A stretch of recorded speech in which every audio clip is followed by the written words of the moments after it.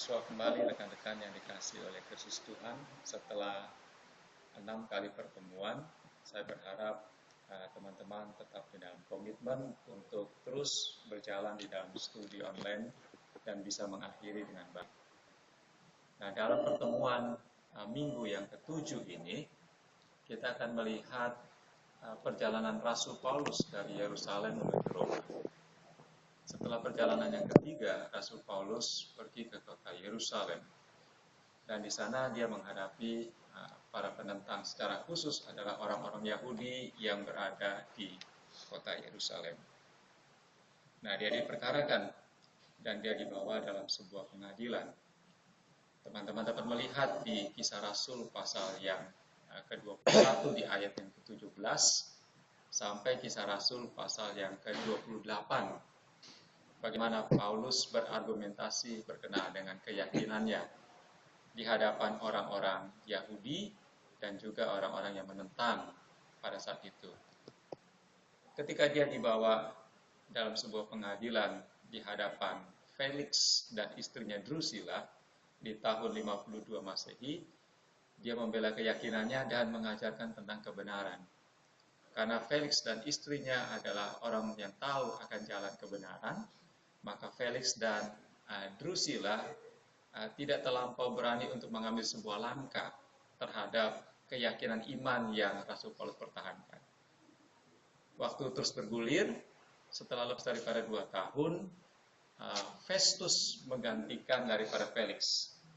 Tetapi kembali lagi, perkara daripada Rasul Paulus tetap dibiarkan mengambang sampai Raja Agripa yang kedua datang dan mengunjungi dan ingin melihat Rasul Paulus yang ditahan di sana. Dan ketika Festus ingin mengambil hati daripada orang-orang Yahudi dan berniat untuk memperkarakan Rasul Paulus ke Yerusalem, Paulus naik banding dan ingin membawa perkaranya di hadapan pemerintahan Romawi. Nah, karena dia adalah orang warga negara Romawi, maka dia memiliki hak untuk disidang di hadapan kaisar. Secara khusus dia pergi ke Roma. Nah, dalam perjalanan menuju ke Roma, rekan-rekan akan melihat perbuatan Tuhan yang ajaib di dalam perjalanan tersebut. Dan Tuhan menolong Rasul Paulus sekalipun kapal karam, tapi ada kemenangan iman ketika Paulus berada di dalam kapal tersebut dan orang-orang yang ada di dalam kapal tersebut diselamatkan dari bencana pada saat itu. Ketika dia di dalam penjara di Roma, Rasul Paulus melayangkan setidaknya ada 4 surat kepada jemaat-jemaat yang pernah dia layani waktu perjalanan yang kedua dan yang ketiga. Nah, yang pertama, dia melayangkan surat secara pribadi kepada Filemon. Surat Filemon memiliki keistimewaan karena surat tersebut dilayangkan bagi Filemon yang dimenangkan oleh Rasul Paulus seperti Onesimus, budak yang tinggal bersama dengan Filemon yang melayani dia, tetapi kelihatannya Onesimus telah mengambil beberapa barang dan melarikan diri menuju ke Roma. Dan di Roma, Paulus memenangkan Onesimus. Dan Paulus berharap setelah Onesimus dimenangkan bagi Kristus, Onesimus kembali kepada tuannya, yaitu Filemon. Saya berharap rekan-rekan akan diberkati dengan surat yang kaya dengan kasih dan pengampunan di dalam surat Filemon. Setelah itu, Rasul Paulus melayangkan surat kepada jemaat di Kolose.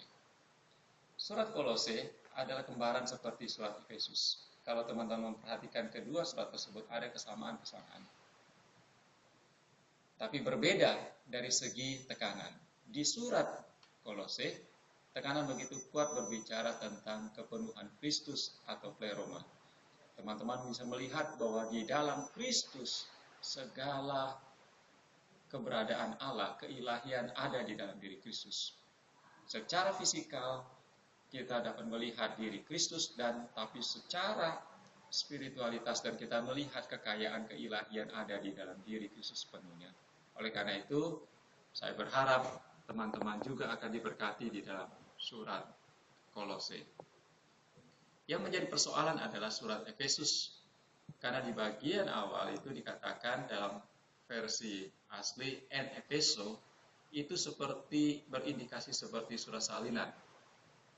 Di Kolose pasal yang keempat di ayat yang ke-6 ada keterangan sepertinya Paulus pernah melayangkan surat bukan hanya kepada jemaat di Kolose dan mungkin yang diragukan adalah surat Efesus, tapi ada jemaat yang menerima surat Paulus, yaitu jemaat Laodikia, dan berharap jemaat yang telah menerima surat Paulus, yaitu jemaat Laodikia, surat kepada mereka dapat dibaca kepada jemaat yang lain. Di dalam keraguan tersebut, teman-teman akan berinteraksi bersama dengan saya. Apakah surat Efesus itu adalah hanya surat salinan yang disalin dari surat Kolose? Tapi ada kelebihan daripada surat Efesus, karena di dalam surat Efesus, rekan-rekan akan melihat gereja yang bertumbuh dan dewasa di dalam Kristus adalah seperti yang Rasul Paulus tuangkan di dalam suratnya.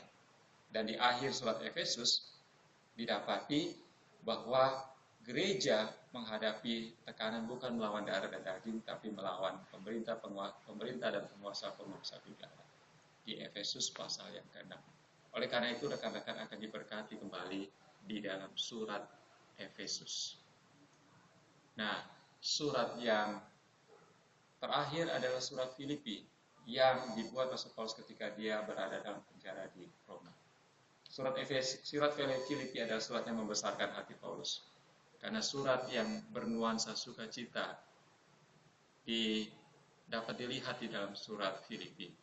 Karena jemaat di Filipi adalah jemaat yang membesarkan iman Rasul Paulus, sekalipun jemaat tersebut atau kota Filipi tersebut adalah kota koloni daripada pemerintahan Romawi, tapi jemaat yang sederhana kecil itu mendukung pelayanan Rasul Paulus. Rasul Paulus mengatakan bahwa dia tak pernah berutang kepada siapapun kecuali kepada jemaat di Filipi. Tema tentang Yesus Kristus begitu dominan, dan rekan-rekan akan kembali diberkati berkenaan dengan tema Kristus atau ajaran tentang Kristologi. Saya berharap teman-teman telah mendownload slide yang telah saya upload. Setelah itu teman-teman dapat berinteraksi saya di kolom respon. Saya tunggu interaksi teman-teman. Terus berjuang di minggu yang ke-7. Tuhan memberkati.